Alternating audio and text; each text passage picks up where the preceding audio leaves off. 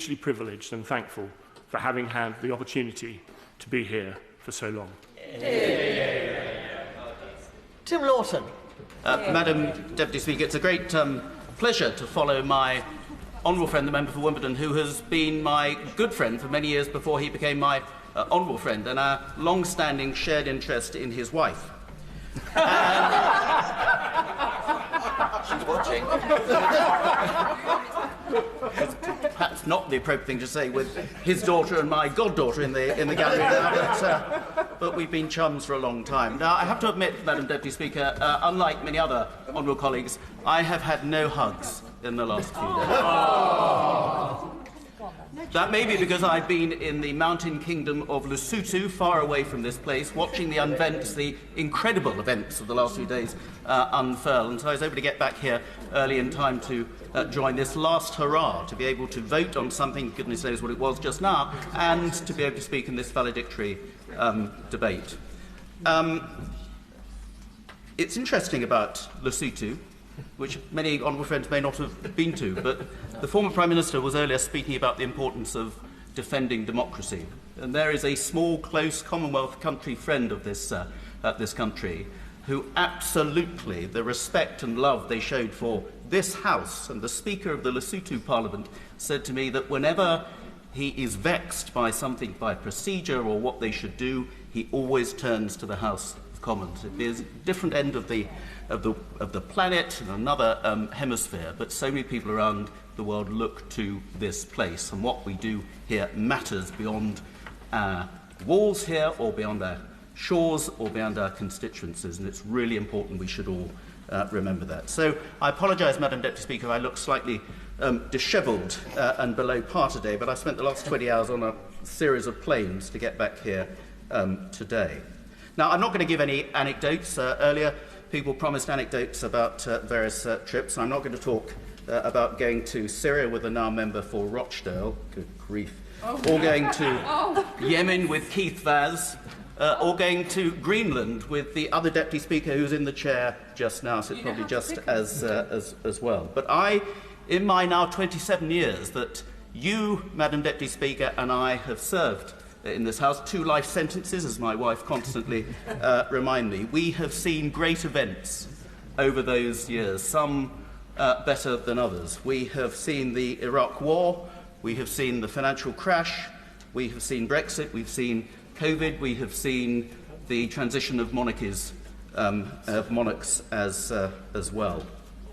Now, Madam Deputy Speaker, when you and I were elected on the 1st of May 1997, we were elected with 33, I think, first-time Conservatives, those of us who scraped through the battle of the 1997 election, 176 first-time Labour MPs, and 1 DUP new member. Out of those numbers, today, some 13 Conservatives remain, including you, Madam Deputy Speaker, the Right Honourable Lady for Maidenhead and various others. Out of those 106 Labour, only 18 have survived to this day, and 1 what was Ulster Unionist and now DUP. So the 1997 intake was resilient on our side, Madam Deputy Speaker, as you and I know only too well. So I became an MP on the 1st of May. I will cease to be an MP on the 30th of May next week, which happens to be my birthday as well. And what a birthday treat that's going to be. So, Madam Deputy Speaker, I think, first of all, I probably owe the Speaker an apology. As one of the longest-serving members of the naughty corner, or the rough trade corner, as it has been known, the source of much heckling and noise and verbal exercise, the source of that one famous quote when the member for Islington North, when responding at Prime Minister's question time, made the rookie mistake of leaving a question open-ended when he said that he'd just been with his comrades in the European Socialist Group in the European Parliament, and guess what they said to him, to which the heckle from this corner was, "Who are you?" and various other ones aside. So I apologise for the heckling and the noise that's taken place over the years. But of course, during the tenure of the previous Speaker, we wore, and literally, I tried to find it, had a badge of honour to be a member of the BBB Club.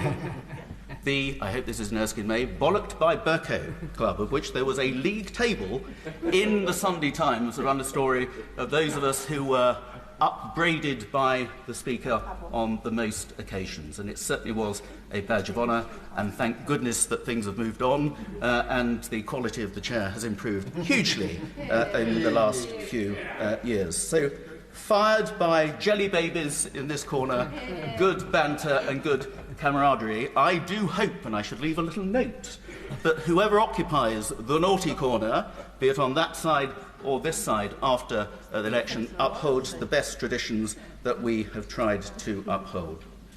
But, Madam Deputy Speaker, as you and I know, it is a privilege to be in public service.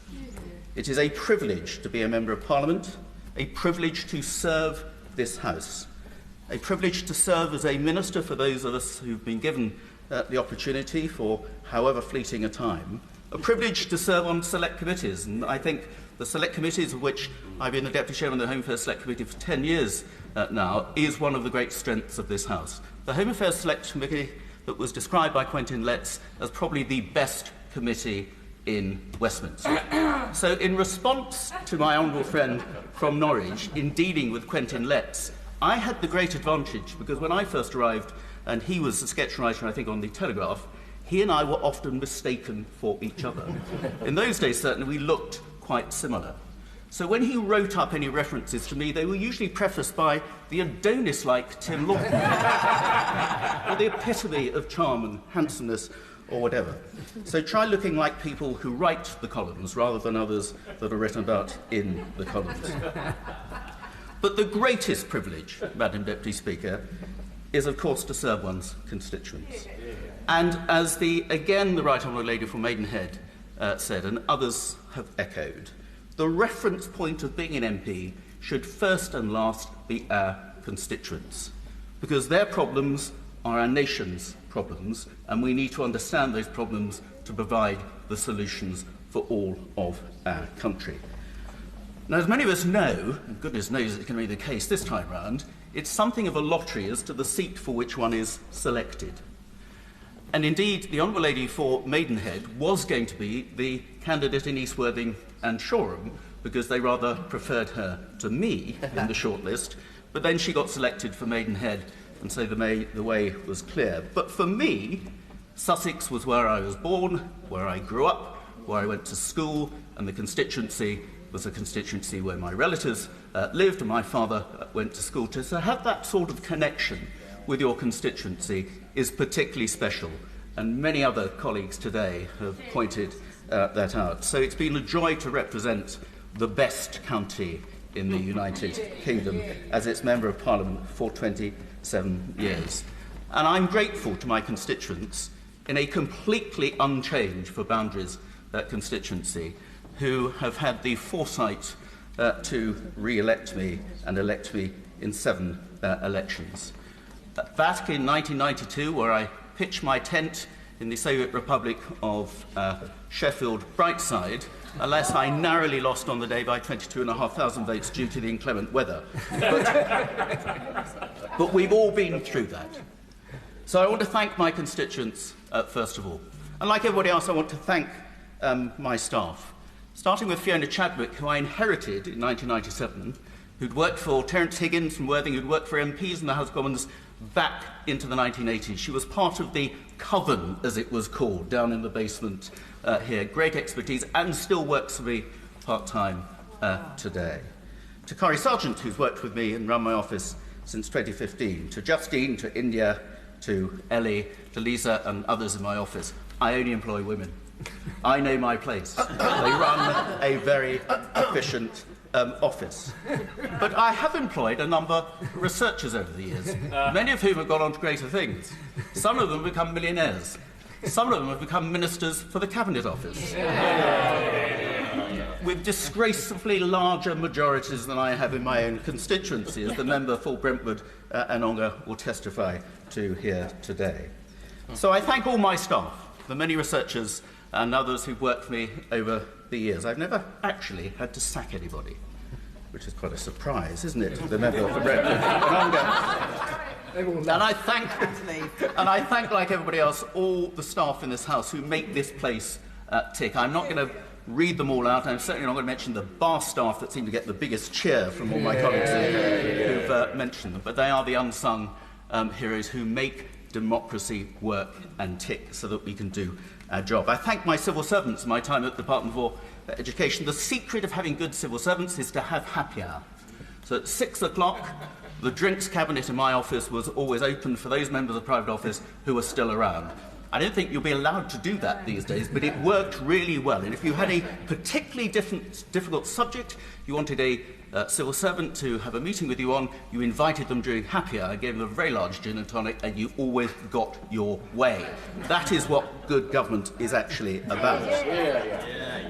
And I can thank, as well as all my colleagues have done, to thank all those Conservative Party officers and the volunteers who do all the work behind the scenes in all types of weather that make it possible for us to get elected and to a job. And most of all, and I'm glad so many other honourable members have mentioned this, to thank our families. This is the most family-unfriendly job.